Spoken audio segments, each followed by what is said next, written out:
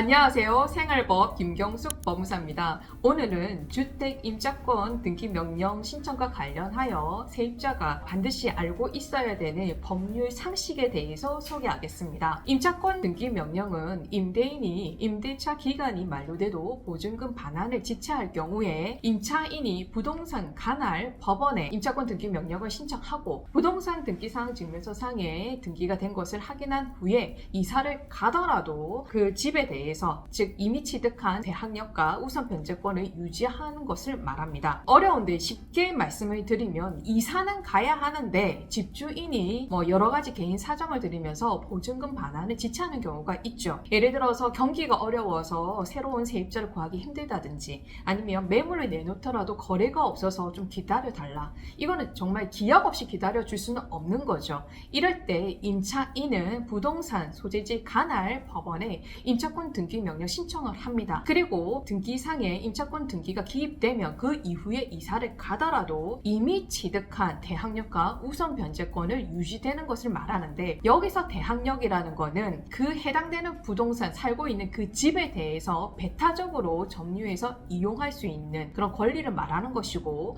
우선 변제권이라는 거는 타 채권자들보다 우선하여 보증금에 대해서 반환받을 수 있는 권리를 말합니다. 물론 조심해야 되는 거는 임차권 등기 이전에 선순위의 근저당권이나 가압류, 압류 등의 등기가 없어야 됩니다. 따라서 우선 변제권 행사와 관련돼서는 반드시 법정 조언을 충분히 받고 진행하기를 권해드립니다. 자, 그러면 임차권 등기 명령 신청은 어떻게 하느냐? 이제 지금부터 집중해 보세요.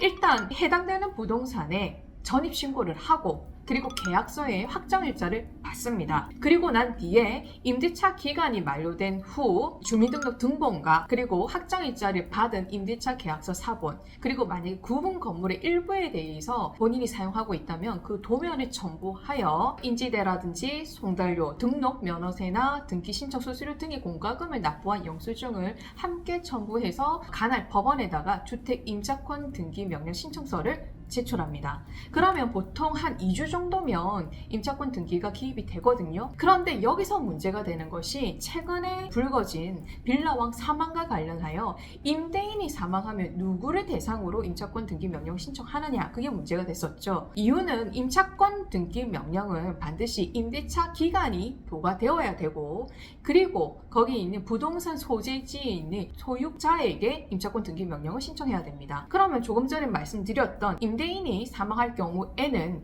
그의 상속인을 특정하여 임차권 등기 명령을 신청해야 되는데, 다행히 2023년 1월 5일경에 제정되어 있는 부동산 등기 선례를 통해서 임대인이 사망하더라도 그에 대한 상속인을 대상으로 상속 등기는 생략하고 바로 임차권 등기 명령 신청이 가능하도록 제정이 되었습니다. 그리고 이제 두 번째, 송달의 문제는 어떻게 되느냐? 송달이 되지 않을 경우에는 임차인은 그 부동산에서 나갈 수가 없는 거죠. 그럴 경우에는 다행히 2023년 1월 16일자로 업무 지침이 이제 제정이 되었는데, 어떤 내용이냐면 송달이 되지 않는 경우에는 그때 송달 불능의 사유에 따라서 다행히 직권으로 공시 송달 또는 발송 송달을 선택해서 할 수가 있고, 또 송달의 효력이 발생하는 그 즉시 바로 등기에 임차권 등기 명령이 기입될 수 있도록 제정이 되었습니다. 참으로 바람직한 바람이죠. 그러나 이 행사 자체도 반드시 임차인이 신청을 해야 하는 것이기 때문에 위와 같이 본인의 보증금을 지키기 위해서는 임차권 등기 명령 신청 절차를 숙지하시고, 만약에 어렵다고 한다 하면 주위에 있는 법률 전문가에게 조언을 구해서 처리하기를 권해드립니다. 여러분, 본인의 권리는 스스로 지켜야 되지 남이 대신하지는 않습니다. 이와 같은 흐름에 따라서 본인의 권리를 잘 지키기 바랍니다. 만약에 좀 더 구체적인 절차를 원하시면 네이버에 김경숙 법무사를 검색하시면 유용한 정보를 공유할 수 있습니다. 오늘 여기까지 말씀드리겠습니다. 감사합니다.